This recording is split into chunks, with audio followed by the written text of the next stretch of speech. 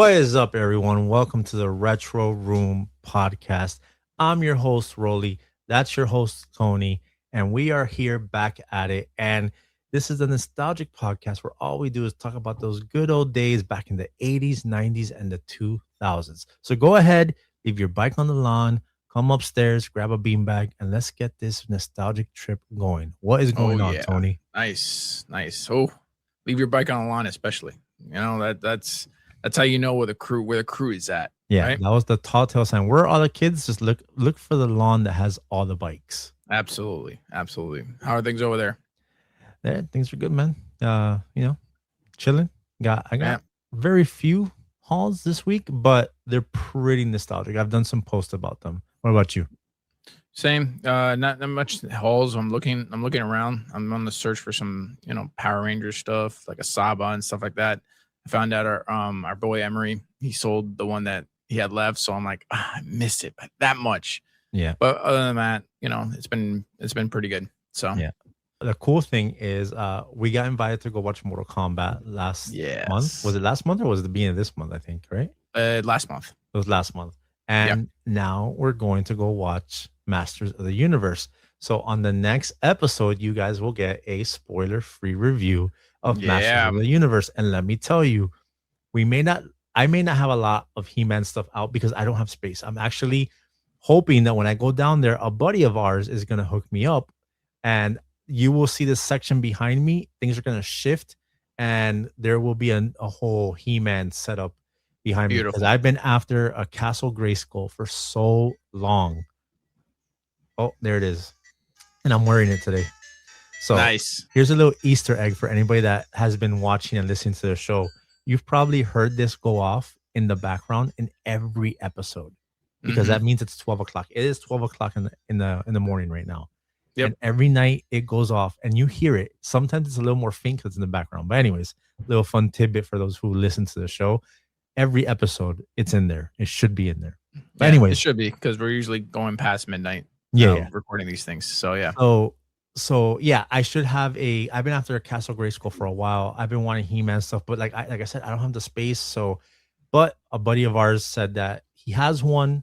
He's like, the only stipulation is you can't sell it. I'm like, it's not. You're gonna see it in every podcast episode. Yeah. It's gonna be somewhere back here. One of these is gonna shift over, and I'm gonna have the He-Man stuff in the background. So Dope.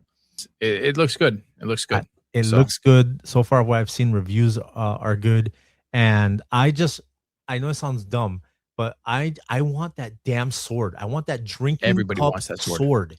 Like I do I just too. want it so I can Everybody put it does. up on my wall. Everybody wants that sword, bro. That's it. I want that, and I know the flippers are gonna be going out and buying them like in bulk, but Yeah. I just need one. I just need Yeah. one damn power sword. And it goes and comes out when the movie comes out. So essentially, you can't get it early until the movie comes out. Correct? So sometimes these places will sell, like, if they get them in, they'll just sell them. They'll just sell them right then and there. So that's why Really? like Even before the movie comes out? I've been calling my local Regal like every day. Hey, Smart. have you guys gotten the swords in? Have you gotten the swords in? And they're like, no, we're gonna sell them the day the movie comes out. I'm like, you guys told me that before about another one, and I went that day and there was none. I think it was Yeah. a Scream one where it was Yeah. a container and it had him in the middle and had like a light. Yeah. And I did not get that damn bucket. And I know it's dumb, a popcorn bucket. Yeah. I I know. don't care about the buckets. I just want that sword because you guys have no Yeah. idea what that sword means to me. I had the original He-Man yellow power sword from the 80s. That this thing was like it was soft, but it would light up and it would make Yeah. all the noises. But you would hit something and it would bend. So Yeah. this is a nostalgic thing for me because He-Man was like the first like hero guy I got into as a kid. Because we had Transformers, we had GI Joes, we Yeah. had Ninja Yeah. Turtles, but He-Man was like the first dude, and there wasn't like Superman cartoons yet or Batman cartoons. There was that old Justice League, but He-Man was that dude. And the Yeah. amount of characters that were in He-Man are ridiculous. Not just Skeletor, bro. I could go through Everything. this, but Yeah. yeah. So we're excited to watch He-Man. But anyways, We are. let's get this thing rolling. I'm gonna show you guys a few hauls, and then we're gonna jump in because this is a very, very cool episode. And one of the topics is Tony and I are so passionate about that. Yes, we are. I believe it took this long for us to talk about it. It's the movie spotlight. But let me get into it real quick. So I found on Facebook Marketplace 3 of these, and it Show is me what you got. Razer. Unbelievable. And somehow you got a charger for them, and you lit them up. So I couldn't believe it. Here's the crazy thing about that. So that's the gray one. This is the red one. Nice. Flip it open. So this is God. the only one that I've got to turn on. The batteries don't work. And only one of them works. This is a black one. This is the one I had. I had a black one. Actually, I had a silver and a black one. Same. I had a silver one, not a black one. I just had a silver one, which I think it was the original one that came out. The silver one was the first one. Yeah. Yeah. I did a post with it. So yeah, my son's, I want to say it's a PlayStation charger. No, I have a PS3, and the charger for the PS3 is the same connection for these phones. So I was able to get one to turn on, but the batteries don't work. So it can only stay on while the battery's on. This thing takes pictures. I took some pictures in the retro room, and you can only do either 10-second videos or 16-second videos. It has barely any memory. It's crazy, the technology on these things, like how limited it is to where we are now. But back then, you fit all that in a razor thin cell phone, bro. That was peak technology back then. Do you remember that? I think the latest Razer phone that came out, the last one of that generation, I think the camera was like 1.3 megapixels. Yeah. So yeah, it's funny. And it's funny, you're actually watching Sopranos, and one of the first episodes shows that featured the Razer phone was on the Sopranos, believe it or not. So you see him, he's like holding it, and same thing. So it's funny. People are going back to old cell phones. I don't even know this. There was an article that came out. Certain phones, because like you can't use these because the cell towers that those work on the 2G towers were taken down. Yeah. But yeah, so we got those. That was nostalgic. I want to make some more. I want to make more reels and clips with that. I haven't had time to. And then the other thing I found it was actually 2 of them. I have one here in the room with me so I can display it. Slay was selling 2 of these OG 1988 dope Roger Rabbit. Oh, let me get it in there. Stuffies. Yeah. It stands on its own. And it's from 1988. No, I'm sorry, 1987 Disneyland. Like, dude, that's awesome. Sold at Disneyland. I have 2 of these guys. That's cool. And I know he's being washed out, but yeah, he has a pink nose. Yeah, there you go. You can see it there. That's great, man. What a great find. But yeah, 2 for actually, I'm sorry, it was 2 for $10. $10, my bad. They were $5 each. That's cool, bro. And then I looked them up, and like they're going for like $40. So I was like, dude, that's fucking crazy. That's a good fun. And I've said before, like I love Roger Rabbit, and I want it more. I only have Roger Rabbit Happy Meal toy, and now I could have some more Roger Rabbit representation. And I need the VHS. I still don't have the VHS. Yeah, definitely got it. That's definitely one of the ones you gotta get. So yeah, I mean, Roger Rabbit, it was probably one of the best. I mean, just to get that movie off the ground, it's a whole segment in itself, my man. Oh yeah, so we definitely are gonna do a dive into that because the contracts that had to go into that and the restrictions were crazy. But and last thing I'll show you guys here, to everyone that has been a guest on our show, these things are going out this week, and actually a future guest. Dude, explain for those who are listening what we're looking at, because these is so beautiful. Rolly's Retro Room VHS blockbuster style cases. We've made quite a few of them. I gotta go opposite. Beautiful. And basically, you see here it has like a little mad ball attached to it. So they have a bunch of little trinkets in it. Just think of it like this. Think about when you were a kid and you went to a birthday party and you got your little like baggie with the goodies in it. Yeah. This is like a version of that. There's some stuff in there. There's some stickers. There's some, some little stuff in there. So I believe Dayton's getting one. He was our first guest. Then Emery's getting one. Yep. And Michelle from 90's Nostalgia Girl 86. She's getting one. Oh, she's gonna be she's so good. She shares all our stuff. She's gonna be a future guest, and some other people that we have there that have supported us on the podcast. But yeah, that's my haul. That's some goodies that we got going your way. Also, I might as well show these on here now. All right, go ahead, show them. We got some stickers on here. I got some other ones out there. There's no He-Man, but we got stickers now. So we're gonna be sending some. We're coming up, bro. Fans of the shows can start like representing, and we'll get some stuff out to you guys. Make sure you hit up that email. The email is Rolly's Retro Room Pod @gmail.com. Give us some some feedback about the show, what you like about the show. hey, if you want some stickers, let me know. I'll shoot some stickers your way. Yeah. But yeah, and last but not least, make sure you follow us on our socials. I am Rolly's Retro Room on TikTok, Instagram, and Facebook, and Tony is Tony in Retro on Instagram. Yeah.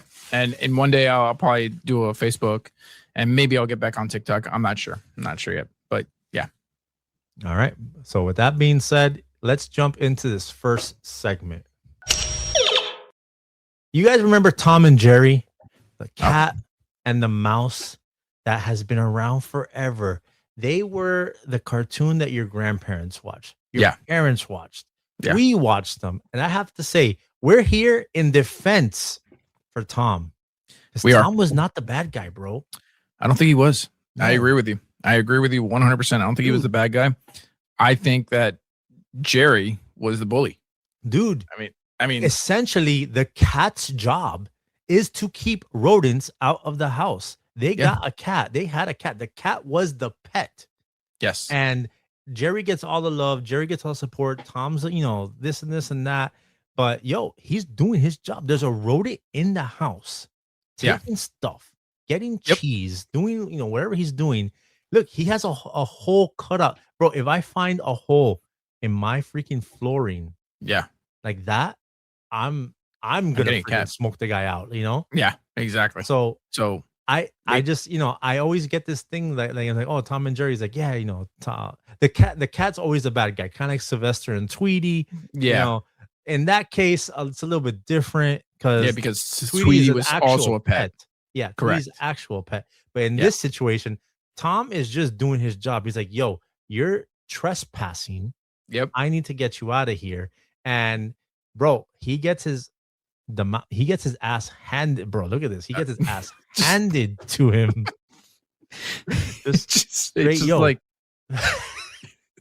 Straight destroyed his freaking teeth. He has a bird in his mouth, right? Yeah, exactly. Yeah, he's trying to save the bird or whatever.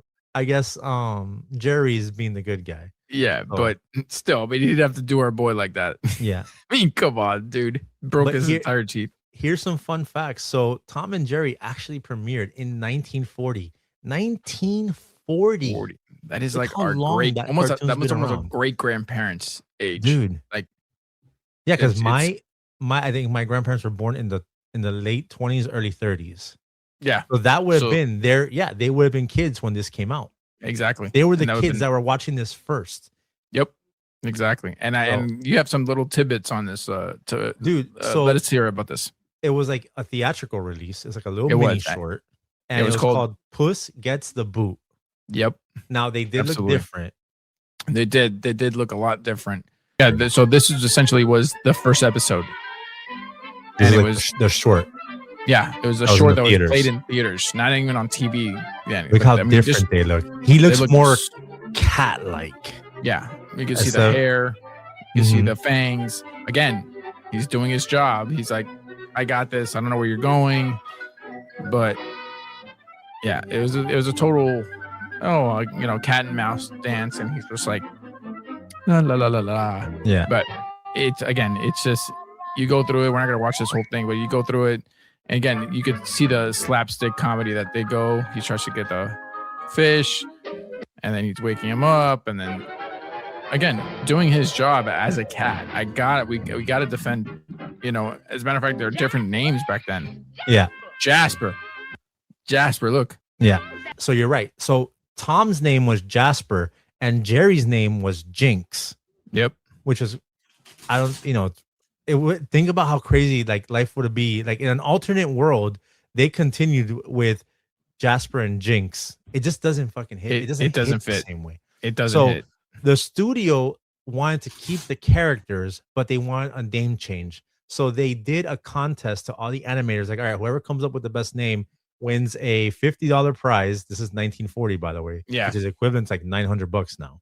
Mm-hmm. And they win the money, and that the name stays. So the artist that won, he suggested Tom and Jerry, and Tom and Jerry was basically like an eggnog kind of like festive adult drink. Yeah, that was popular in that time. And there you have the name Tom and Tom Jerry and Jerry. replaced Yeah. Jasper and Jinx, which Jasper and Jinx just doesn't It doesn't stick. doesn't roll off But the tongue the same way. no, it really doesn't. But Tom and Jerry, it's iconic. It really is. You go, oh yeah, it's a Tom and Jerry cartoon. And again, it was very slapstick. It was very Three Stooges type of comedy. Yeah. He would run around. I'm sure on there they had that whole thing with the rake or the fork or whatever. Oh He would walk and the thing would slap him in the face. And then that iconic yell, which you showed me a video earlier. Should we show the video, bro? No, don't show that. No, we're gonna show it. But the iconic Tom, bro, that is the only time you hear one of them like talk or make an audible noise because they're silent. Yeah, they don't talk the whole time.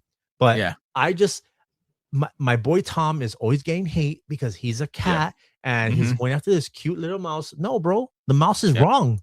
The mouse is trespassing. He's doing his job. So I want to know: are you Team Tom or are you Team Jerry? Because over here in Rolly's Retro Room, we're Team Tom. Bro.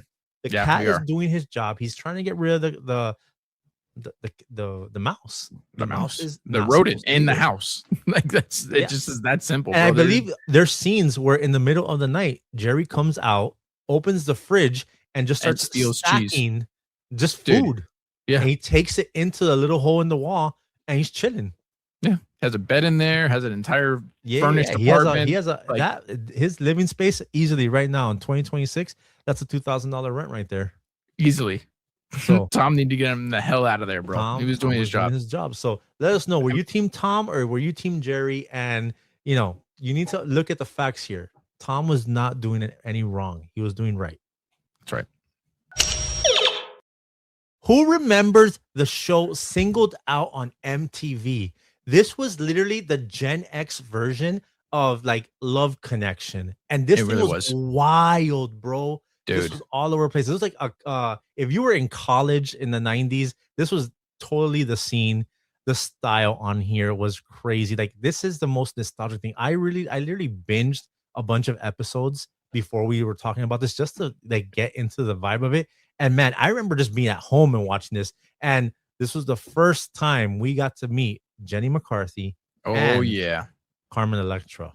So this was the first time we saw Jenny McCarthy, and let's face it, a bunch of us had a crush on her. We did that time when we saw her because she fit into that what we were like kind of like as boys looking into, the blonde, her shape and stuff like that. Very like Pamela Anderson kind of, and she's wacky. Like she was, she always came out of the crowd, like bumping the guys, joking around with the guys, like messing with them, hitting them. And she was just super like funny and energetic. The other person that we met on here when Jenny McCarthy actually left the show was Carmen Electra. Yeah, that was our first time seeing Carmen Electra. And again, like she fit. She was how many of us had a crush on Carmen Electra? Yeah, like, I think all of us 90s guys and girls out there probably did. Yeah, and she definitely did a very good job with like the torch being passed. She had the energy. Yeah, she was flirty. She was like wacky with the guys on there and stuff like that. But absolutely, this is like peak 90s. The show started in 1995 and ran all the way through 1998. Hosted by Chris Hardwick. If you don't remember who Chris Hardwick is actually the guy who was the host of Talking Dead and Talking Saw. At midnight, he hosted a bunch of stuff recently. He's a comedian also. He does a bunch of shows, and he also has a podcast. But the first time you ever saw Chris Hardwick, he was the host of Singled Out. Look at that hair. Look at that. That 90s hair, bro. That 90s peak parted to the side with a little, that's peak 90s guys hair. And he was funny on there. Him and the DJ, where you could tell like all the people on the show were friends because they would be joking around. Like you could tell that they went out like the night before because he would make a joke about like, oh man, last night you were an animal to the DJ. He's like, I don't know what you're talking about. And it was just a cool like I can only imagine the production team on this was like just fun. It was great. Yeah, it was great. It was a bunch of like you just look at the intro alone. It was, it just like it had a bunch of vibe. Yeah, look at this. 50 single women, 50 single. Like they did this in the span of half an hour. I don't know how they did this. Like it's crazy. Dude. the fucking old angel baby. Yeah. There he is. Look at that vest, bro. I love it so much. Welcome to Singled Out. Here's our recipe. We throw 50 guys and 50 girls into this big pot. We let 2 rise to the top. Dude. And we're just going to dump the rest, you know? They just dump the rest. Like Let's the, go to Jenny dump the McCarthy rest. in the dating pool. Let's go to Jenny McCarthy in the dating pool. There she Look at is. In the crowd. In the crowd. All those guys are just like, yeah, trying to cop a feel or something. I don't know what they're trying to do. and then they introduce the girl. The girl walks out with a blind on, so she can't see who's who. Very and love Chris, what I love about connection. every episode, the girl comes out and starts dancing, and Chris Hardwick, this is every episode. He's like trying to like, all right, come on, let's go. I need to Yeah, let's go. He has We to got guide you. them. Yeah, exactly. You're blindfold. gonna crash into somebody. Yeah, that's crazy, dude. That it's so crazy. So like I said, it's kind of like a 90s Gen X version of Love Connection. And Pretty instead much. of 3 suitors and the one person, it's 50 one person, and then you have to go through 50 like people. But it's an interesting way that they do it. What they do is they'll have a wall with categories. Yeah. And then in these categories, there's 2 options behind it. So for instance, hair length, they'll be like, oh, they'll take that off and they'll say like long hair or short hair. And depending on what the girl says, she's like, oh, I like my man to have that long Fabio hair. So they'll be like, all right, short hair guys, get out of here. And You're then out of here. Yep. a flock of guys walking out. And then the height one is funny because height is one of the first ones. As women have a height thing. They do. You're 6 feet. I'm not. But there's a discriminant. I can't say that word. There's discrimination against guys, the short kings, if you will. Yeah. And I'm 5'9", so I'm not short, but whatever. Yeah. And like, oh, let's get all the shorties out of there. And then, bro, you see all the guys walking by. Yep. Now they do have a chance to save one person. They have like a golden ticket that they could put around the person they want to save. So that is the thing. But man, this show was wild. It was funny. It was energetic and it was quick. And it ran, like I said, it ran for 3 years. They had they filmed it like on a stage. Yeah. I believe it was maybe in New York, but probably on in New spring York break, they would do spring break shows as well on the spring break stage. And those were wild because you had all the people there watching, and then you could see, like, if you watch the spring break episodes, the wind is blowing, they're talking to the mic, it's just crazy. But crazy. This was a massive, like, such a popular show to watch back in the day. And again, like I said, the intro of Jenny McCarthy and then Carmen Electra, we were all just like dude. We were, as boys in that age, I was in 95, I was in 5th grade. From 5th grade to 8th grade, of course I was glued to it. Like, these women, everybody was. Yeah, we were watching music videos because at the time MTV was still playing music videos, but then you'd have these shows along with Real World and all these stuff. We'd watch it. And this is our introduction to Jenny McCarthy and Carmen Electra and this whole love connection for our generation, especially older Gen Xers. And if you go back and watch it, I recommend go on YouTube right now after you finish watching this episode and watch some episodes. The style is incredible, which a lot of it's being mimicked today. A lot of the episodes still have the commercials still in them. Like, it's the full recording of the episode. So you see all the promos from back then, all the MTV promos, everything. Yeah. Promos for, remember what was the thing Eon Flux was on? Liquid Television. Yep. They had promos for that, but Singled Out, man, so funny, so entertaining. Like, I'm telling you, this to me was one of the things that, like, when I think about 90s MTV, I think Real World, I think Road Rules, I think Beavis and Butthead, and I think Singled Out. Those are the, like, I guess the Mount Rushmore of, like, television of MTV with those four things. And of course, MTV News with Kurt Loder. Of course. Can't forget that. So my question is to you guys. Did you guys watch Singled Out? Do you remember this show? Is this the first time you saw Jenny McCarthy and Carmen Electra? Let us know. All right, I have to ask this because, it's just nostalgia, right? Yeah. How did you learn your multiplication tables? I definitely had a chart system, but you brought this to my attention and I'm like, oh yeah, I did have one of these. Yep. What is it? It's the press and see.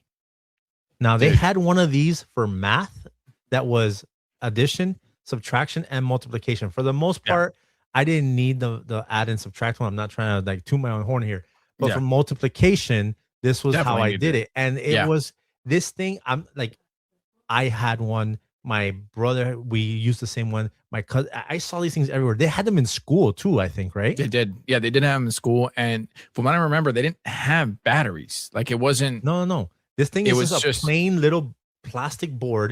It Yeah. has the multiplication or the addition or the subtraction like equation on there, Yeah. and you press it, and it's a translucent button. And when you press it, it gets close, and then when you'll see the answer, bro. When I tell you This that helped us out, bro. I saw one of these on Facebook Marketplace, and that's what triggered my memory. I was like, "Oh my god!"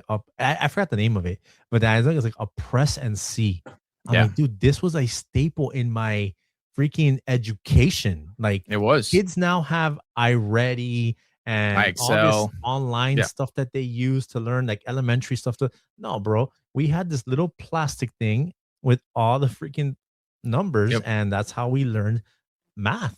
We It learned was. math on a plastic game, like it's like a memory game, essentially. It was essentially, yeah, because you could learn your times tables, and it was this one. So it was two things. We have talked about this in in previous episode. It was this one and Mr. Spell, the little red thing where you learn how to spell. Well, Don't you there's have one? There's Mr. Spell and there's Spell and Speak, I believe. Spell. Okay, I so have a it's just- Spell and there's Speak here. Spell and Speak. Thank you. Yeah. Sorry. But I know there was a Mr. Spell. Yeah, but Yeah. Spell and Speak. Those are the essentially this one and that were the two things that helped us out to learn how to spell and learn how to multiply and add all this stuff. But And then again, I mean, later on, while we're talking about this, but later on, we got those VTech computers that had educational things. Remember those? oh yeah, yeah, I It was remember. it looked like a laptop, but it had like a little screen. Yes. And it was, well, we'll talk about that another day. Those Yeah. VTech computers. Yeah, but it's definitely Press and see, man. I this has to jog your memory because, to. man, I'm telling you, just the layout, and most of them were red. I think there was yellow ones too, but Yeah. that red, you press the button, and it's this thing unlocked. And I'm telling you, it goes to show you, we learned math not because of learning the equations and how it worked. It was all memorized. We just memorized Yeah. everything. I remember this thing. It's a joke from New Girl where Nick is like, I'm convinced I don't know how to read. I just memorized words. So It's true. the same thing. We don't like. I mean, I do quick math in my head for addition. My girl is always asking me, like, "Oh, what's that?" I'm like, and I do that. She's like, "How do you do that so fast?" I go, Yeah. I have a system in my head by fives that I do. Yeah. That gets me to my answer. But multiplication is straight memorization. Totally. It's straight press and see, like, Yeah. memorization that's in my head. But yeah, man, the press and see. Let us know. Do you remember the press and see? Is this how you learned math in the 80s and the 90s? Hit us up. Let us know in the comments. Yo, have you seen this? That I have. Pizza Hut is going back to the Yes. old school 90s look with Yes. the freaking light fixture over the tables, the buffet, the red That cups. iconic roof. Yeah, Bro, thank God. dude. Because Thank God. essentially, as 90s kids in the 80s and 90s, we went here as a family. Like, we're going to Pizza Hut. Yes, we all ordered pizza from the 90s. We all Yes. would do it from home and stuff like that. But the thing was, when you went out, it was an experience. That was a buffet, vibe. the salad bar, you could Dude. just go up and grab your pizza. This essentially was the first CC's, basically. It really was. This It is really, where and it was a CC's got vibe. their It whole was just a model from. vibe. Everything. The red cups, the Tiffany style The lamps. arcades. They The had arcades. arcades. They Exactly. had a Ninja Turtle arcade. That's where That's we right. played Ninja Turtles. Yep.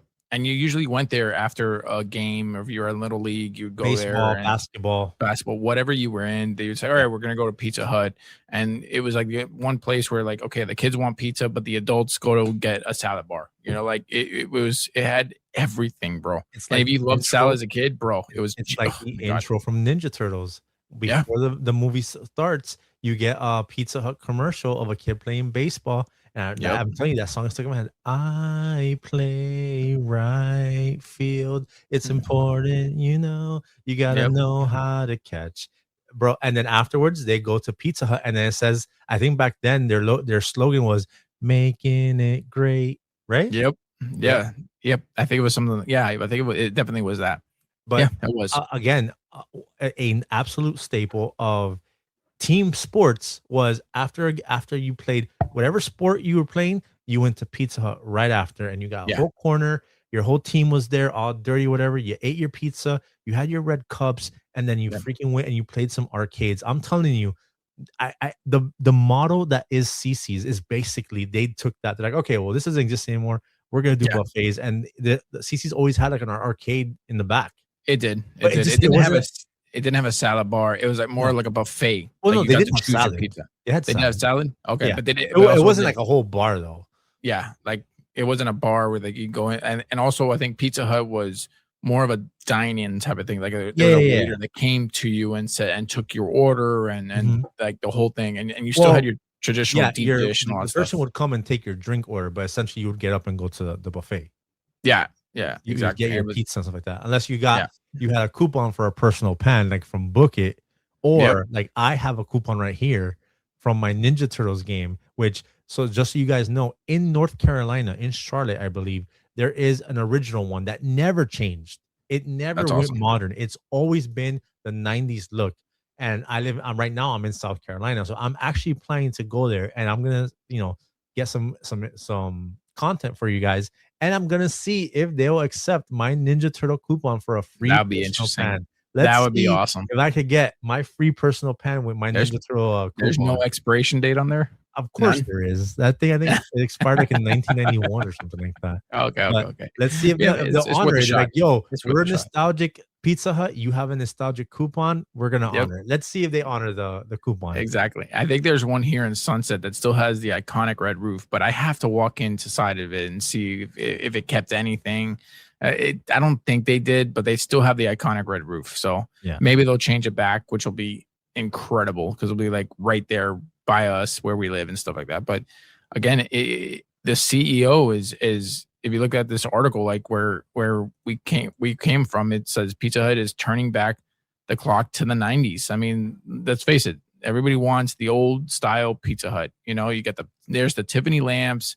This is from morningbrew.com. Pizza Hut is on a mission to inject 1990s nostalgia straight into the veins of Gen X and millennials. Hundreds of locations are being remodeled with red cups, stained glass lamps, old school salad bar, and Pac-Man games in an effort to make them look the way you did when your crush wore your Jinko jeans. Bro, I mean, how genius is that? Genius. They know the nostalgia community is on a rise, and they know us retro kids are on the rise. No. Well, we're going to tap into it. And not only that, they've heard how everyone is saying, and we've said it here on this show a bunch of times, how everything is been washed out. Color has been washed out. Yeah. Like just character has been washed out of all these places. Burger King, McDonald's, Taco Bell, all these places no longer look and feel how they used to. Warm, inviting, family environment. It's all cold, white, grays, and blacks, and it's just neutral tones. Like we've lost our color. Inviting. It's not kid friendly. It's just it's whack. Like all this color, bro. The next one that needs to do this is Taco Bell. Taco Bell needs to go back to the teal and purple, like sitting areas, the little bar thing that they had. And dude, take a note, Taco Bell, take a note from Pizza Hut and do the same thing. Bring back the old Taco Bells. Absolutely. And you know what? I can't wait for the Pizza Huts to be remodeled after this because you know what? I'm bringing my kids and say, we're going to do it like we did in the 90s. We're going to go to Pizza Hut. We're going to go sit down and we're going to have a nice meal. And you're going to have an awesome experience. And it's a vibe. It really is. And it really is. Probably, if it's already back, it's part of my lack of knowing, but the Book It situation needs to come back. Kids need to do the Book It, get your freaking pin, and then get your free personal pan pizza. That's it. Bring it back, baby. Let's go. And this week's movie spotlight is none other. It's Tony and I's favorite movie. When I tell you, we have a bunch of favorites, but this one, we watch it, we talk about it, we quote it all the time. That Thing You Do by Tom Hanks. This is Tom Hanks's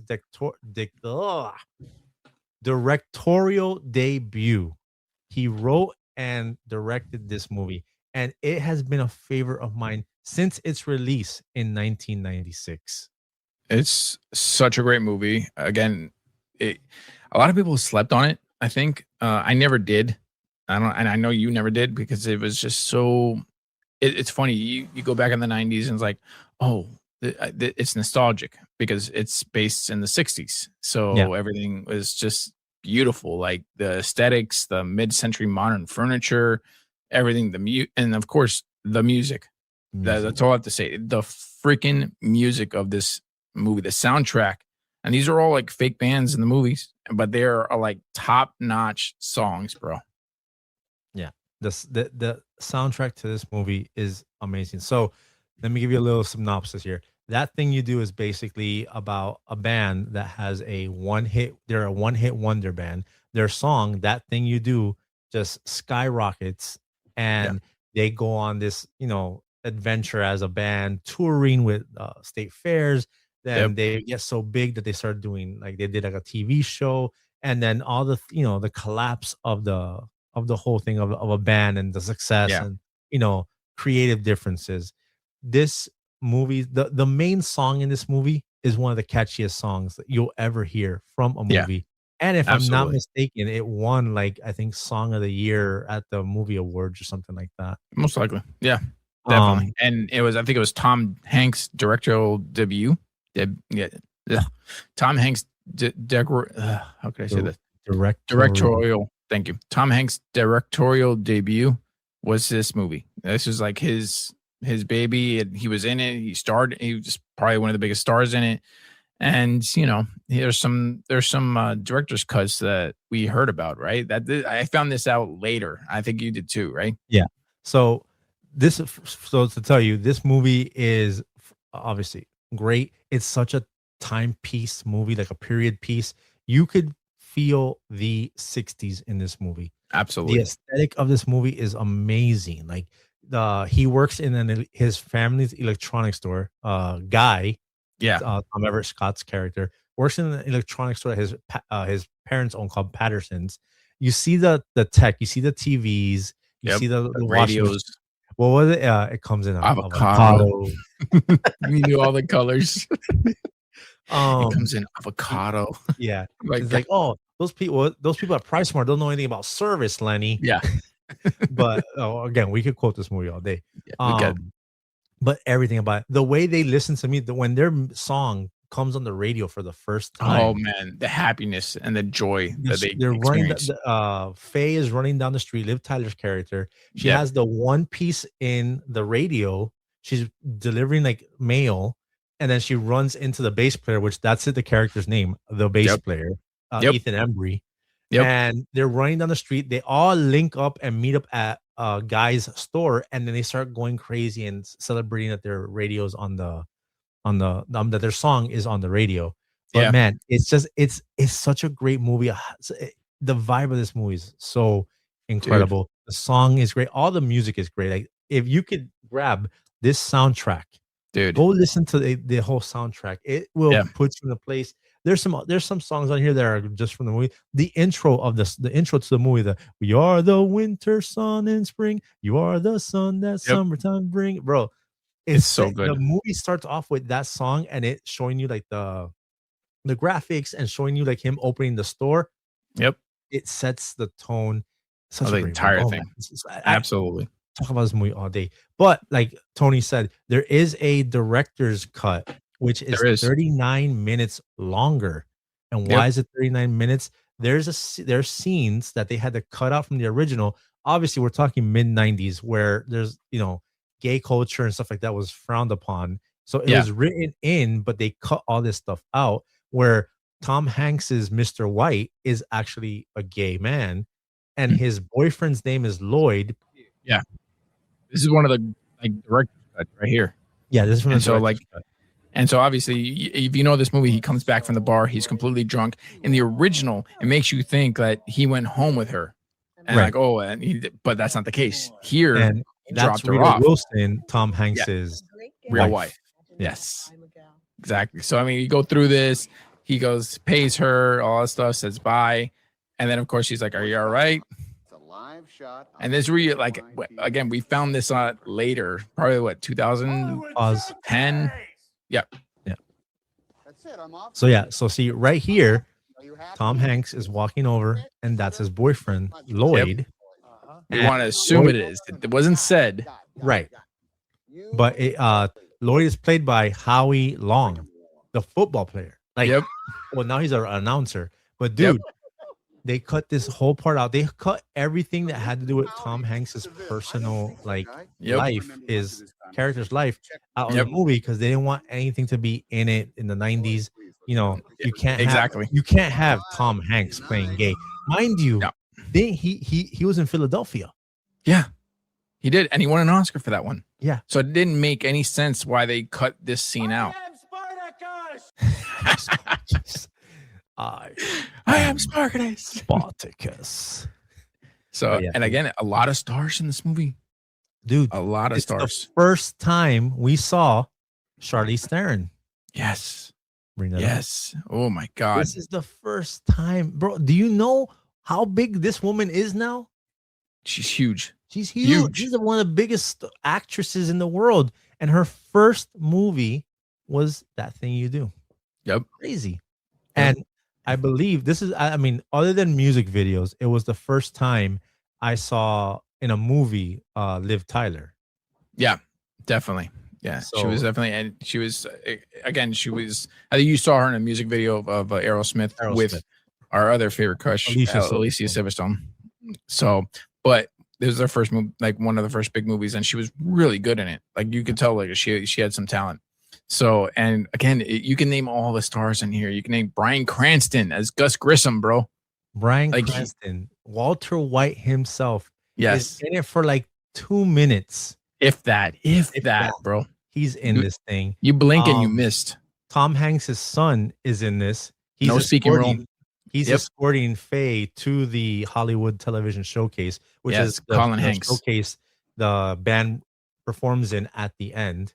Yeah, man, there's only so much, and we have to say it here.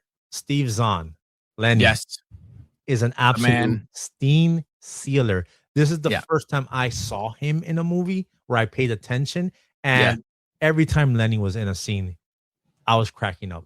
He stole the show. Every time he was in a scene, he stole the show. Like it was anything he was in it. Like he was like flirting with the girl. I remember he was like walking over. He's like, that was a pickup line. We're match made in heaven. I'm telling you, man. You gotta be quicker than that. I'm from Erie, PA. He's like, I guess Lenny's going fishing. He's like, I gotta entice you, Oneaters. Hey, that's on Netters. That's on Netters. Which and that's another thing. So in the movie, the band's name is called The Wonders, but they spell it with an O-N-E, as in Wonders. Yeah, but everyone gets it wrong, and they call them the Oneaters. Yeah, exactly. Even Lenny called it. He's like, right, Oneaters. Yeah. Like Wonders. He goes, got it. Yeah, looks like Oneaters. Oneaters. It's sure enough, everybody calls them the Oneaters. Yeah. But then they go to perform in Pittsburgh. Yeah. And their show goes completely to crap. Yep. Their manager arranged for Mr. White, Tom Hanks, to see their show. And despite the trash show that they put on, and decides, all right, I'll sign them. Goes to when they meet up in the back, and he's like, all right, this whole Wonders with the O-N-E, it doesn't work. It's confusing. We're going to call you guys the Wonders the regular way. He's like, as in, I wonder what happened to the Oneaters. Exactly. Steve Zahn kills it in this movie. He's an absolute scene stealer. And again, another thing that steals the show is the music. Every song that they have in this movie is incredible. And even some of the other songs, like when they join the fair and they meet this guy. What's his name? I forgot the character's name, but he does Mr. Downtown. That Mr. song Downtown, is great. It's a great, and it's on the soundtrack. It's great. Yeah, it's such a great song. And I think my favorite, Freddie Fredrickson. Yes, there you go. He's like, that theme from Mr. Downtown. Darkness falls in the night. That's so good. Sounds it's good. It's good. All right, that's me. He walks off. Exactly. But like, I think my other favorite song from that soundtrack is the one Lenny sings. It's like, Oh, yeah. come on, pretty baby. Baby, Oh my God. put your Such a great. little hand in mine. I can, bro. And you know that Mr. White loved that song because he's just sitting there and all of a sudden he goes, Yeah, and he knows that song is a hit. He knows he's like, but of course, come a little closer. Let me hold you tight. Come on and dance with me tonight. Bro, I'm telling you, this song, this movie, this album, the CD, this thing bangs, bro. Go get this thing. Go stream it on Spotify. Do what you gotta do. This thing. Look at this. I play this thing right there, baby. Yeah, right there. I have the same vinyl. It's too far for me to reach, but in true fan form, I have the CD as well, and I have a VHS as well. But the VHS is like a manipulated case. Oh, okay. Whatever. Yeah, but I'm telling you guys, if you guys have not seen this, for all you Gen Zers, go see this movie. It's a great movie. Well, here's the funny thing. I've talked about this movie and I've introduced this movie to a bunch of people our age. So you're kidding me, even though really? it has Tom Hanks, this movie again, look, right now, if you want didn't hit with people our age, this movie right now, if you want to watch it, it's not available anywhere. You have to pay to watch it. Oh my God. It's almost never on any streaming service. The only reason why I could stream it is because I bought it digitally for the convenience of being able to stream it in case like I didn't have the physical media. I have it on DVD, I have it on VHS, but for the sake of that. But yeah, you can't stream this movie anywhere.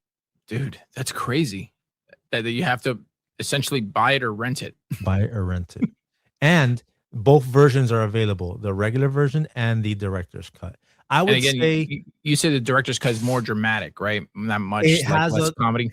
So it dives more into, you get a little bit more of Mr. White. You get to see more of like guys like journeying with all this. Him and his girlfriend, which Charlize Theron ends up leaving him for her dentist. Yeah.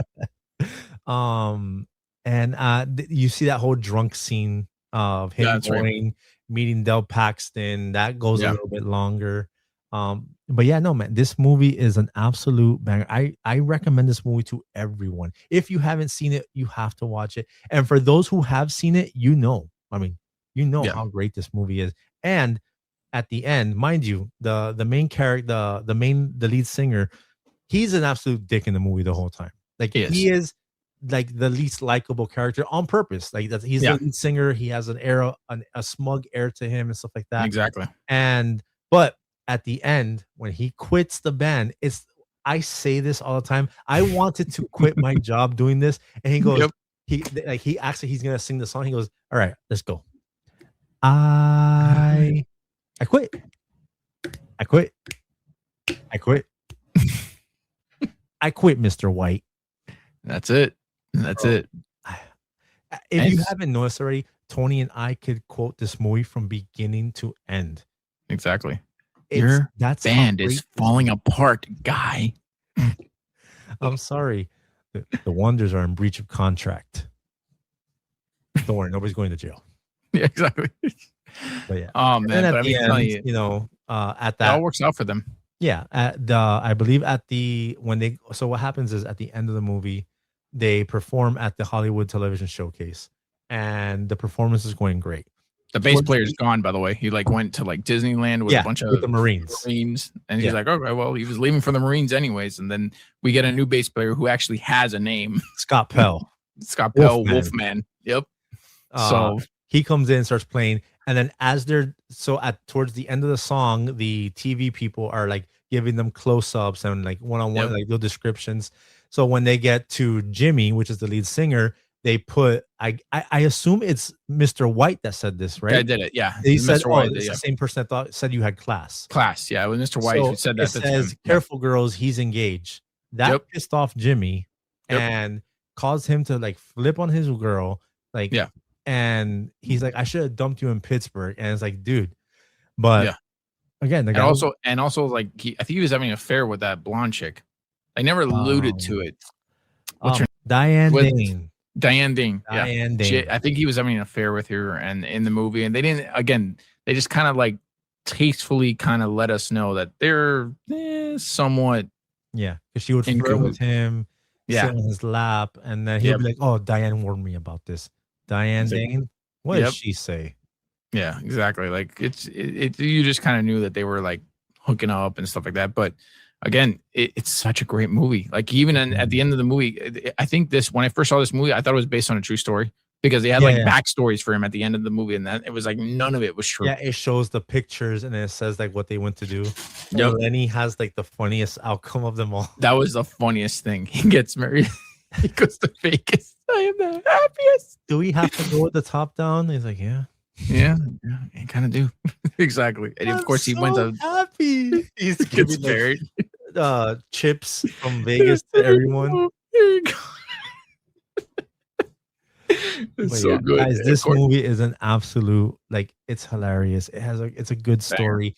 Tom Hanks, for this being his first di- directorial debut, such a great movie. I am shocked that it is not considered an absolute classic of a movie as it should be. I mean, it has a cult following. Would you agree? It has a cult following, and for those who love it, we love it. A bunch of bands have redone versions of the song. Rock bands have done it, and they're all actually, as a matter of fact, I think the lead singer of this band, what's his name? I don't know his name, the Dick. He actually has a band, and they actually like performed it live one time. They all learned how to play instruments they learned how to play their instruments for this movie. They went to like they a 2 know week how to play the song. Yep. And I believe for the 20th anniversary, they all got together. They did like a little thing, and they came together. Ethan Embry, Steve Zahn, Tom Everett Scott, and they all played together, and they did that thing. They did a little mini that thing you do concert. Oh man, can you imagine if we were there? That would have been. Oh my god, that would have been great. Like I didn't know that was happening, and we were in Miami, so like it's not like we would have to have gone to California for it. But anyways, that's that thing you do. There's so much more we could talk about this movie. We could do a whole podcast episode about that thing you do because of how great it is. Go listen to that. Go listen to it. Go watch it. Is it Jimmy and the Shrimp Shack Shooters? What's the name of the Jimmy and the Shrimp Shack Shooters. Guess what, folks? You get to keep your costumes. You get to keep your wardrobe. You get to keep your wardrobe, yeah. But with that being said, guys, that was the movie Spotlight. It's absolutely one of our favorite movies of all time. That thing you do. Really is. Great soundtrack, great storytelling, an amazing period piece. You will feel transported to the 60s. The look and the vibe of it is absolutely incredible. The costume design, the set design, everything about this movie is great. Go check it out. It's not streaming anywhere. You'd have to pay or rent it. Or hey, go out and see if you get a physical media version of it. Might as well. Yeah, do it. And here we go with the memes of the week. You guys love it. This is from a bunch of pages that we have actually made friends with. We get these memes sent to us either by friends, family, or now. I mean, we're friends with most of these guys, and they're all pretty cool people. But let's go ahead. Let's get the first one in there. All right, here's your first one, bro. Dude. All right. So this meme says, before social media took over, good times. And then at the bottom is somebody responding saying, inside used to be a punishment. And man, what's on screen right now? It's a bunch of kids. And mind you, I used to do this with our friend Chris. We used to do basketball and football, mostly football. And you have to scream, car. Yep. The car was coming. But basically, they have a basketball hoop hooked up, set up in front of the street. And then everybody's just sitting down. And it looks like there's a one-on-one going on. And man, just what? 8, 9 kids out there playing basketball. We used to do this in my neighborhood. We used to play basketball in the street, 3-on-3. We used to play football. We played football every day till the lights came on. Every day. In the middle of the street. Outside with my friends. And then we had that thing. It was like, all right, like we would look down the street and I'm like, oh, I could get one more play in. Or right down to hike. And we go, we'd try to do it as quick as possible. And then, all right, car, everybody, or call out car. Or if the play wasn't working, as a little cheating bullshit, car, bro, the car's all, bro, we had time to run that play. You're shit. That would happen I would get so all the time. When I think that one of the reasons why we used to play like in front of the street like that is we were really young, and I think it was just a way for our parents just kind of like look out and say, all right, they're fine, and just kind of like keep eye on us while keeping our distance. Well, the thing is, the park we had an elementary school that was near our house, but some of the people in our neighborhood, some of the kids in my neighborhood weren't allowed to like leave the vicinity of our block. Yeah. So just street ball was it. It was That's it it. was like our version of like turf football, like Yeah. the arena football where the street was basically the thing. We're doing 3-on-3s, sometimes 4-on-4. Man, Yep. some of the greatest memories I had was playing outside. And man, those games Yep. got heated. We're gonna have our friend sure. Chris on here Yeah. soon, and we have stories, we have memories, so many memories of playing Absolutely. street football. The basketball, I want to tell you, we played basketball a handful of times, maybe like 10 to 15 times, but the everyday occurrence in front of our house, coming on their bikes, leaving the bikes Yeah. on our lawn, everything. Everyone would meet up at my house because it was a duplex. Mhm. Chris lived in the front, I lived in the back. They would meet up at our house, and then we'd go out, and then we would have a stereo playing the burned CD that I had, playing all the hip hop from that era and rock, Nice. Limp Bizkit, Corn. We were Yep. playing Eminem, Hot Boys, Dude, Cash Money, classics. all that stuff. All That that was stuff. the soundtrack to us playing football outside. And And like I mean, and like the this guy iconic. said, bro, Hmm? inside used to be punishment. You go inside, yo, you come inside Yeah. again, you stay You inside. didn't want you didn't want to go inside. If your mom would call you, be like, "Oh, mom, 5 minutes. Let me go. Yep. Let me play until the lights turn on. I'll go inside. I'm not gonna come back outside." Yeah. That's how No, it was. and again, like I said, it was a vibe, it was a thing, and I think in my neighborhood it was definitely football. When I was younger, it was kickball. We would do kickball, and then also wiffle ball. I don't know if you played wiffle ball, but that was another thing of mine. And I'm actually, it's funny enough, I'm teaching my kids wiffle ball, which is, did you ever play wiffle ball when you were a kid? No. That was the one with the yellow bat and that little white ball, and Yeah. bro, a lot of fun. I had the bat, but in my house they really wanted me to play baseball because it's Cubans. And I was like, nah, football and basketball is my thing. I want to do American sports. I don't want to Yeah, there you go. play I don't want your life. Yeah, and it's funny enough because I mean baseball is the most American sport you could think of.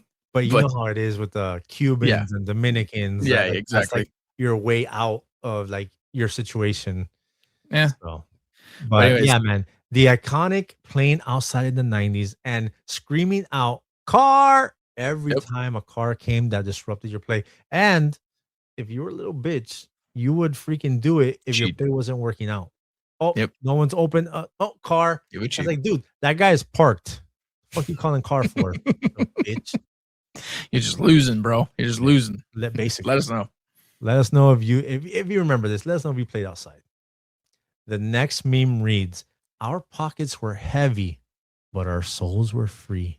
And on screen right now, you have an iPod Mini. Yeah, it's not a Nano. Is it Nano? Nano. I was gonna say Nano, but I thought it's a Nano. It's a Nano. iPod Mini was like the little square one. Right. Which I have both of those downstairs actually. Yeah. An iPod Nano. You have a PSP, a Sony PSP portable, and then you have the Sidekick and your digital camera, a Nikon. Dude. Man, this was a time. This is mid to late 2000s, between 2006 and 2009, 2010 maybe. Yeah. And it was one of the best times. You had all this stuff in your pocket. You would go out. Women had it in their purse. The digital camera stayed in women's purses. Absolutely. You had your digital camera with you all the time. If it wasn't a Nikon, it was a Canon. If it wasn't the Canon, it was the Cybershot, the Sony. Yeah, the Sony Cybershot. Those are because they were like little mini cameras, and they took some of the best pictures. Slide up. Yeah. Slide down. Yeah, and it would take back then. It would take some of the best pictures, and you could like just connect it to your computer, and you share it on MySpace. You know, that was our social media back then. But again, we weren't connected like we are now. Now all this stuff is on our phone. Is in one game, music, typing, everything. The funny thing is, a lot of this is slowly resurging. Yeah, people are buying iPods again. I saw their phones. Yep, there's iPod dupes and stuff like that coming out and stuff like that. Like they want to get back into like just I don't want to. It's using technology but disconnecting from it. Being able to disconnect. Yeah, and I think that's a good thing. I think that's a good thing for our mental health, and I think that's a good thing. I'm like considering like seriously buying a DVD again. Like just like you know what, enough of this. I can't find a DVD. I just want to own it. I just want to be able to pop it in. I just want to be able to just watch it. You know what I mean? Same with VHS. I got some VHSs. I'm like, you know what? I just want to pop it in and see what it looks like, you know? Yeah. But people are going back. And I'm gonna again, tell you right now, the PSP, that system was ahead of its time. oh, hell yeah. The PSP, not only did it have amazing games on it, you could Mhm. web browse on it. They Mhm. made movies for it, the UMDs. Oh, yeah. This thing should have taken off. This was the Switch before, but and I forgot what it was. I promise you I had the information from, I was reading something and I saw something. I know why the PSP, like, kinda stopped, so I it had to do something with the media, but the UMD was Yeah. gonna be, like, one of the biggest, like, media formats for music, movies, and, Yep. video games. It But yeah, was like man, the PSP, little the and then little CD, yeah, it's like a mini DVD, yeah, it's what it was. and then And you can't forget the Sidekick. oh, dude, when that Sidekick, dude, that Sidekick flipped up and was like that sound, dude, If this having there. is an iconic 2000s phone, the Yeah, one that surpassed it was the it was a Sidekick, Sidekick and then the because BlackBerries, but yes, the this Sidekick preceded Blackberries. This definitely was was. before the BlackBerries, yeah. Yeah, it definitely was. But And you would slide it up and you'd type with your and thumbs and it's that like, Sidekick, man, that flip was aggressive. It was a yep, that thing yes, it was was. flip open with attitude. Yes, it would. Yes, But it would, bro. this was a great time. This right, It was. I'm just looking at this. This was a great time to be somebody who experienced it. I worked at Best Buy when all this stuff was popping. So I firsthand got to deal with this. I worked in the digital camera department. I worked in the cell phone department. I worked in the MP3 department. I was in charge of all that stuff. I became a manager at one point. And let me tell you, Best Buy was the best place to work in during that era. Now it's depressing. But on top of that, being able to Witness. witness this technology and sell it to people. Yeah. Like, you were literally the person that was guiding them to which one they wanted and, like, giving them that, like, that happiness. So, Yep. yeah, man. Such a great time. Love it. This was Our definitely souls the are best free. time. So, let Definitely. us know, did you have an iPod? Did you have a PSP, a Sidekick? Did you have all this? Were you carrying all this with you? Let us know. I think everybody can relate to this. Yeah. If you all right now, the meme reads, if you grew up in the 80s or 90s, you already know that the school bus ride home was pure chaos. Pure chaos. Dude, if you were one of the cool people, you go straight to the back. To the back. That's where I sat. That's where everybody sat. everywhere. That's where all the cool people sat. That like the ones that like had a similar sense of humor, and then I could get along and just play around and throw crap at it like other people. Like, it was just pure chaos. This meme hits home Now, to a T. I'm gonna tell you, when I hear pure chaos, not only is it pure chaos in the bus, but it's pure chaos outside of the bus. Oh yeah, Because most definitely. we were a bunch of little bad motherfuckers. And man, we were throwing whatever was in that front pocket of anybody's Yeah. book bag. You had erasers, you had coins, you had, like, broken pencils, Yeah. crayons. We were throwing that shit out the window at cars. Yep. We were a bunch of, and if you had nothing to throw, you were flicking people off. Yep. Sometimes you were mooning people. And the best is when you moon somebody and then the bus just stops. Yep. It's like, Oh, crap. He's like, what the hell? Are we stopping? With a red light. And then you're just there putting your pants back on. It's just like, and you're looking back at the guy's just like, Dude, looking what back. what type of bus driver did you have? I had one where it's like, get your ass down. My bus driver, he was a very nice guy. So it sucked that poor we guy. kind of made Poor his we made his life a living hell because we were fucking dumb kids. Can you But imagine man, like yeah, no, the he Tom was, the Chris Farley and Billy Madison? yeah, no, he went off on us once, but it's because one of us threw, I want to say it was a quarter, and it Ooh. hit somebody's car, like the windshield. Yeah. And the guy sped up and, like, made the bus stop and got on the bus and was yelling. And then the bus driver, fucking props to him. He's like, sir, get off my bus right now. I'll deal with them.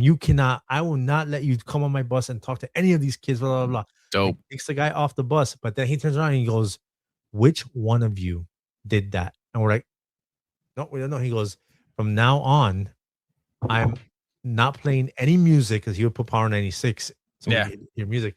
No more music, and everyone has to be sitting down. And then wherever so he made us sit in the order of our bus stop. So all the cool kids, which was my bus stop, we had Yeah. to sit in the front. And then Ah, the kids who weren't the cool kids was in the, and sat then in the we back. had to sit in silence, no talking for like 2 weeks. Like we would have to get on the bus and just be like, because he was so mad that happened. I'm sure he felt like his life was threatened or something like Yeah, that. for sure. And No, that for these sure. freaking badass kids. But man, we were throwing things out of that bus, mooning people, flicking people off. It was Papers crazy. going I everywhere, remember books going everywhere. we used to throw stuff at each other in the bus, paper, Yeah. airplanes. I used to go under the chairs and slide, like just pull myself under the chairs to do stuff. I stole a whole folder of Pokemon cards. I told my boy, yo, distract this guy. I'm gonna go under the chair, grab his bag, take the folder, and then pull myself right back out. Yeah, no, we Like were Mission absolute Impossible. menace on that bus. Pure chaos, bro. It really Yeah. is. I think everybody in the States can relate to this meme right And now. this was public school bus, not the Yes. private No. bus. It wasn't. No, This was private you bus is went a to a whole bus other stop issue. and Yeah. you waited for a bus, Yeah. and then it took you to school, not that they picked you up in front of your house. No. You had to go actually walk a few miles just to get to your bus stop. Yeah. Yeah. At least that's what I remember. I remember the worst was getting caught in the rain. You're like, oh, fuck. You have to And then go. sucking all that water with your Jenkos. Yeah, exactly. Just like shit. So, anyways, Yeah, let us know, bro. Was your bus absolute chaos in the back? Did you sit all the way in the back? Were you one of the cool kids? Let us know. On screen right now. This comes from our boy Kiko over at 90's Kids Days. Tony's not a big Pokemon guy. So, Not. but Sorry, guys. I didn't get into it. This is absolutely crazy, right? Like this is all right. So Pokemon's huge right now. Pokemon's absolutely huge. People Has have never died down. quit their jobs to sell Pokemon cards. Yeah. They're making a living off of that and scalping. And you've seen the horrific things that do it. But this is where it all started. The meme reads, every journey begins with a choice. Who are you choosing? And it is that first scene in Pokemon Red and Blue where you go to Professor Oak and you have to choose your starter. And the starters are Charmander, Bulbasaur, and Squirtle. There was no Pikachu in the game. There was, but it wasn't a choice. Who did you choose? Now, my choice was based off of their third evolution. And mind you, I love all three of these Pokemons. But Charizard to me was such a badass Pokemon that I had to go with Charmander. I started with Charmander. Mind you, I played the game over a few times and I started with each one of them. And I would trade with my friends and stuff like that so I could get each evolution. But I went Charizard. Like Charizard to me is the rawest looking Pokemon. And I get it. Blastoise could take out Charizard. That's if he could hit him, bro. Charizard could fly, my guy. Yeah. Charizard could fly. Blastoise is awesome. Now, here's the funny thing. I picked based off of the third evolution, but my favorite of the three in their first state is actually Squirtle. I think Squirtle's badass. He's a turtle, reminds me of a Ninja Turtle. I remember from the show, the Squirtle Squad, where it's like a little gang of Squirtles, and the main guy has like the sharp glasses. It's just you had to be there. But this right here is absolutely like nostalgic as hell. And then for now- those listening, explain what this is. It's from, I assume, Game Boy, correct? Yeah. Like I said, this is the first level when you're essentially Ash, but you're not. It's whatever you name your character. You leave your house and you go to Professor Oak, and this is the first thing you do in the game. You go and you pick your Pokemon that you're going to raise and go throughout the game with. Wow. Yeah, So it must and be funny because incredible. now you see people like on social media will get all three of the original Pokemon. They'll get a Squirtle, a Bulbasaur, and a Charmander, and they'll ask their baby like, "Oh, which one? This is the hardest choice you're gonna make right now." And they'll see who their baby goes to, and they're like, "Oh, yes, he chose the same one I did." Or, "What the hell? Why are you going with Bulbasaur or whatever?" Like that. It depends on your preference, but basically, so Charmander is a fire type. Okay. Squirtle is a water type, and Bulbasaur is a leaf type. They all have different powers, but each one has a strength, but an opposing one will have its weakness. So obviously water takes out fire, fire Right. takes out leaf. So, Got it. but yeah, Okay. this was definitely I mean, nowadays obviously Pokemon's huge, but man, when you were in the 90s, this was an absolute like this is a thing right here. Everyone remembers that first time playing that Game Boy and choosing that. And I'm telling you, I sat there for a minute. I was for like, oh, I mean, I like Charizard, but I like Squirtle. Like which one? Like, and at event I went Charizard because Charizard is just to this day. You went with Charizard most of the time. You never went with Squirtle or at all. Like you never switched like it I said, up. I replayed the game several times, and I've played it with each starter. I've beaten it with each starter. But that first initial time, I just went with Charmander because of Charizard. And to this day, Charizard is one of the most iconic Pokemons. That's the only really Pokemon I really know is Charizard because apparently that's one of the most sought after Pokemon cards ever. So yeah, well, it's because of that fucking guy. What's his name? He had that card put on his chain. One of the Paul brothers. Oh, Logan Paul. Whatever. That thing, yeah. Yeah. That thing. Yes. Yeah. Anyways, so but yeah, let us know who was your first Pokemon. What starter Pokemon from the original? I don't know anything past the 151. Who was your first Pokemon starter? Was it Bulbasaur, Charmander, or Squirtle? Holla at me. Last meme. Last all right, bro. meme. And this one comes from our boy, 90s Kids Throwbacks, Tyler. Yes. Tyler, man. Coming clutch. Man, which he got hit with his own medicine on his birthday, with his birthday being in the clouds, like he celebrates every celebrity on his page. But the meme reads, today's kids will never know the drama MySpace's top 8 used to cause. Oh my God, dude. Everyone knows on screen right now, it just has like a random person's top 8. Yeah. And it just has, and just look at the style. It's like that punk, gothic, like emo 2000s look. Yep. And then you got Tom on there. Yeah, always had Tom. Always had Tom on there. Tom's the man. Tom gave us the best social media experience ever. So, and he didn't have to worry about ads. He didn't have to worry about. Yeah, if they bring him back right now, I would start a Tony and Retro MySpace, hands down. But now, why this says this caused drama was what you would put on your top 8. Your top 8 were your most favorite people in the world. Yeah.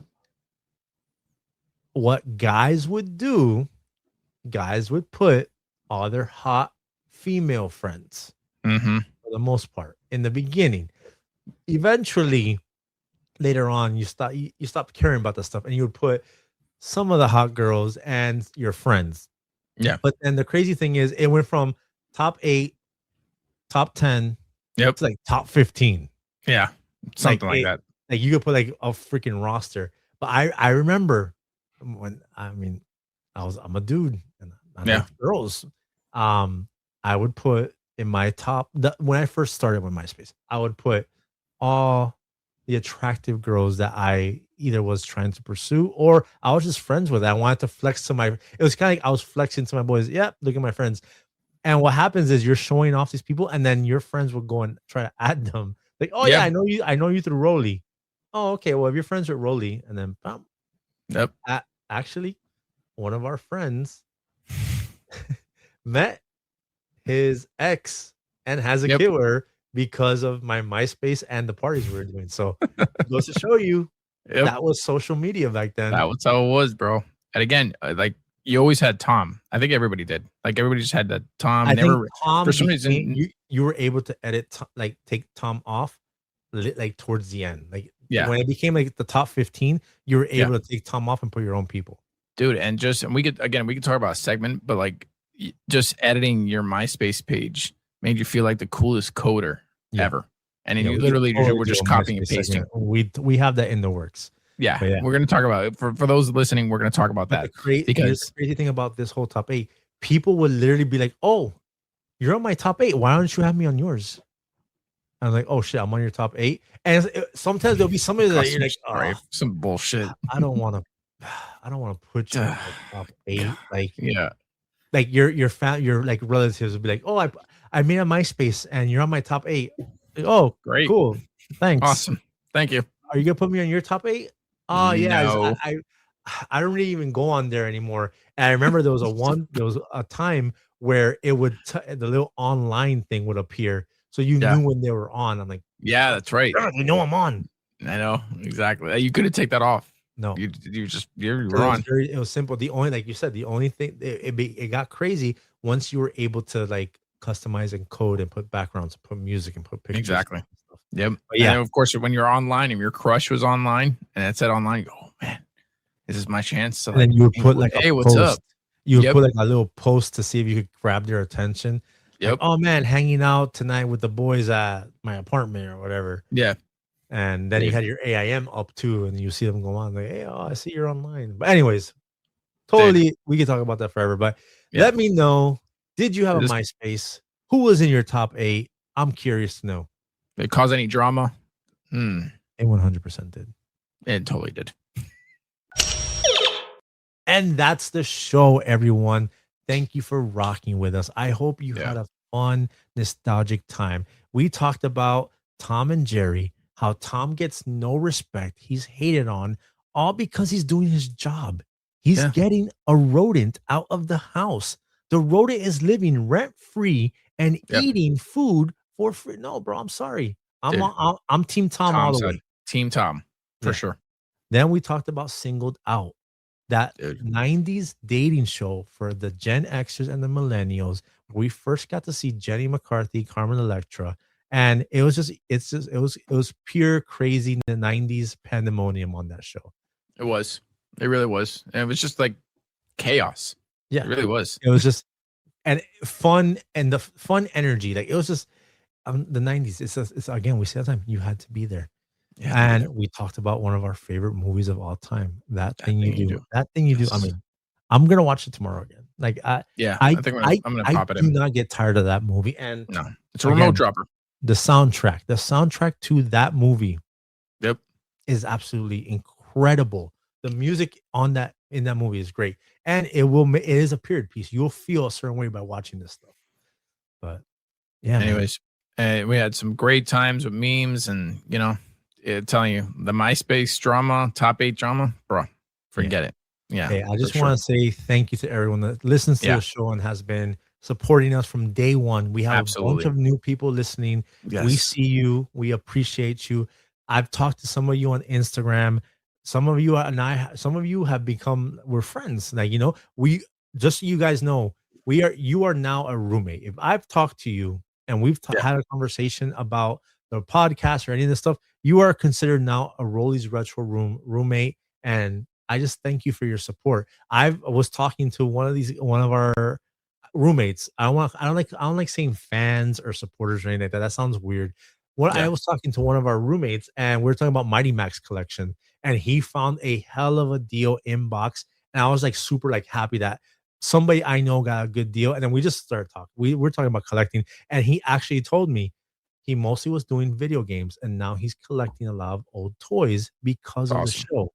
That is awesome. I was like, bro, that's the biggest compliment. That's the way. That's the way to go, bro. You know what? We've done our job. We've brought the nostalgia into you and brought it back to you, and most importantly, unlocked memories. That's all I hear. It's like, oh my God, you unlocked this whole thing. We are constantly being told you unlocked a memory. Thank you. I totally forgot about this. Like, it's awesome to do that, and that's what we're here for. All we want to do is set a good vibe. Things are pretty crazy and scary out there, but in here, it's all good vibes. It's all nostalgia. We just want you to feel cool, feel good, and just chill and vibe, and take about an hour to an hour and a half where you don't have to worry about that craziness, and just jump in the time machine and just rock with us. But thank you for listening to the show. Thank you for rocking with us. Thank you for watching wherever you're watching it. Remember, we are on Spotify, Apple Podcasts, all the podcast sites.